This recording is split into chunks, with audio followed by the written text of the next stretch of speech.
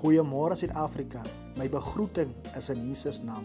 Ek deel graag kortliks saam met u 'n vers uit Job 42 vanaf vers 10 en dit lees as volg. En die Here het die lot van Job verander toe hy vir sy vriende gebid het. En die Here het Job se besittings vermeerder tot dubbel soveel as wat hy voorheen gehad het. Ek wil met u deel boodskap getitel hoe om van God te ontvang in gebed in. Soos nou gelees het, hy het Job vir sy vriende gebid en God het Job se lot verander. So gebed is 'n aksie van sy. Dit wat jy sê, gaan jy my. Dit wat jy in ander gedoen wil hê, in jou gedoen wil hê, doen eers in ander in.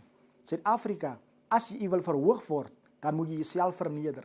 As jy wil ontvang, dan moet jy gee. Dis hoe die koninkryk van God se beginsels werk. Dieselfde met gebed. Job het vir sy vriende gebid en God het hom dubbel voorsien aan sy eie behoeftes. Kom ons bid saam.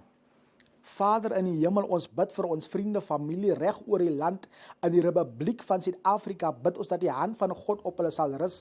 Dankie dat siekte van hulle af gaan wyk. Dankie dat die plan van Satan wat teen hulle gesmee word, niks sal uitdruk nie. Vader, ons eer U, ons prys U in Jesus naam. Amen. Mag U 'n geseënde dag hê Suid-Afrika. Die Here seën. Amen.